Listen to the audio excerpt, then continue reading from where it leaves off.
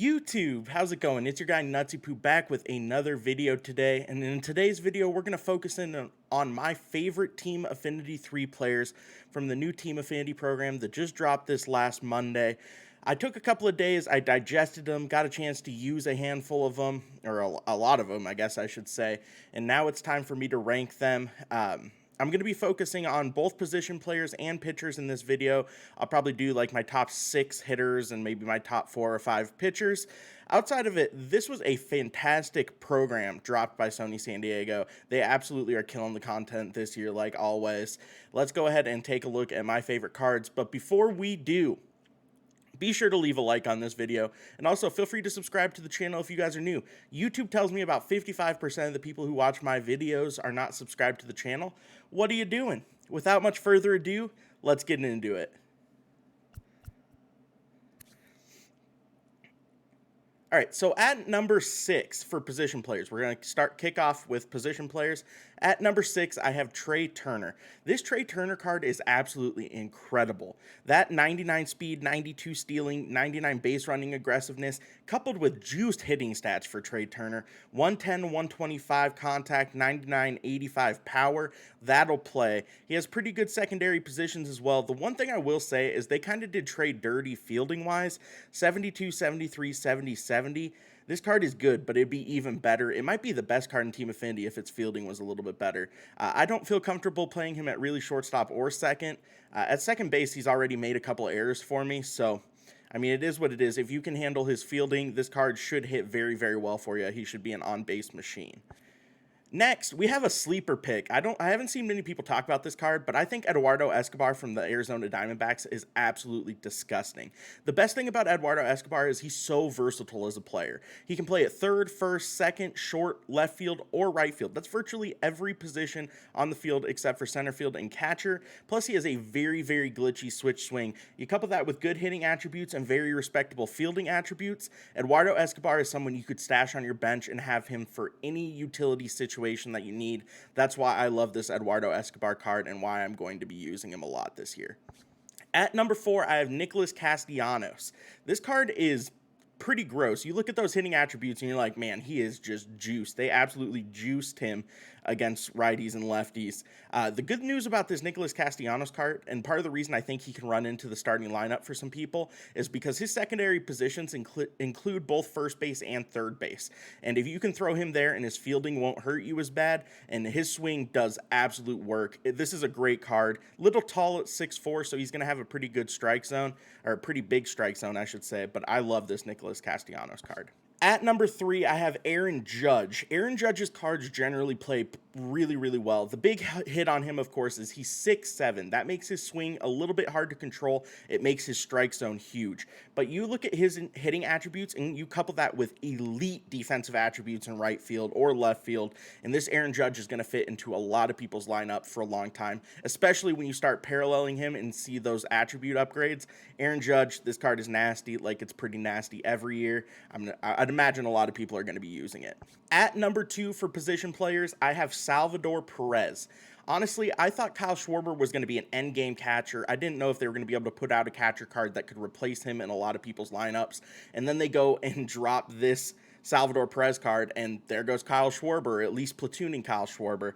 93-90 against righties, and then 125-125 against lefties. Salvador Perez is known as having one of the glitchiest right-handed swings in MLB the Show every year, and it's no different this year. Plus, they gave him great attributes behind the plate with the 80 fielding, 80 arms, 79 accuracy with the 87 reaction and 79 blocking. This card, very, very, very good. I know a lot of people are going to be using him at catcher probably all year. It's basically a carbon copy of his finest card from last year's game, if you guys played that. And then my favorite new position player in this game is the 98 overall Matt Olson.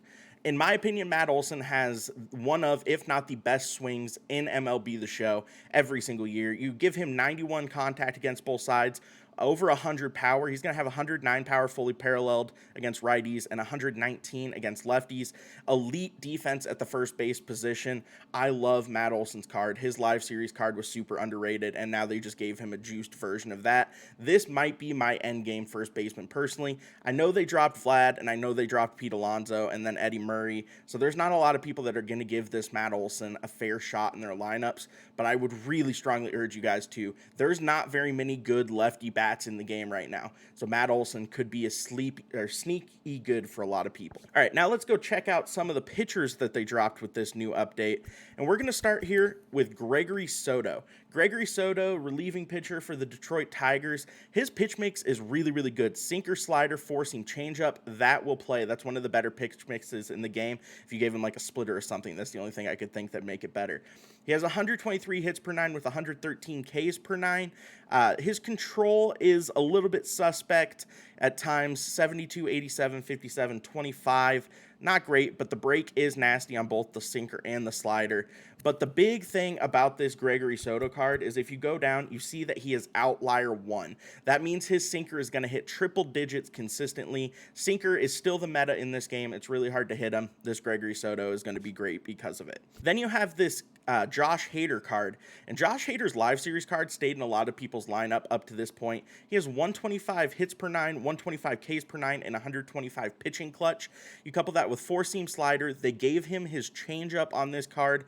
Pretty decent control numbers, very good break numbers, a good lefty release that's kind of hard to pick up on this Josh Hader card. I'd imagine it's going to be anchoring a lot of people's bullpens. And then the best reliever that they dropped in this program is Alex Reyes from the St. Louis Cardinals. He throws righty, has 125 hits per nine, 115 Ks per nine, 99 break, 99 velocity, 71 control, and 125 pitching clutch. Four-seam, sinker, slider, 12-6 curve, changeup. That is a nasty pitch mix as well. And much like Gregory Soto, he has outlier on his sinker, which means that thing's going to hit 100 digits regularly. Once again, best pitch in the game, and that's why Alex Reyes is the best reliever that they just came out with. And then finally, it wouldn't be fair to talk about any other Team Affinity cards when this is the best Team Affinity card they just dropped. 99 Jacob deGrom. A lot of people have been using his live series card, especially since they gave it outlier. Now we get a 99 version of it. Look at those per nines. 108 stamina, 119 hits per nine, 115 Ks per nine, 97 walks per nine, 99 home runs per nine, 116 pitching clutch. You hit 99 on the four-seamer, 97 on the two-seamer with the slider, changeup, curveball. Unreal pitch control on all of those, unreal break on all of those, and then you finish that off by giving him outlier 1 on his four-seamer. That means that thing is going to hit 102 virtually every time he releases it. This card is going to be hard to handle. It's going to be in people's starting rotations probably until the end of the year.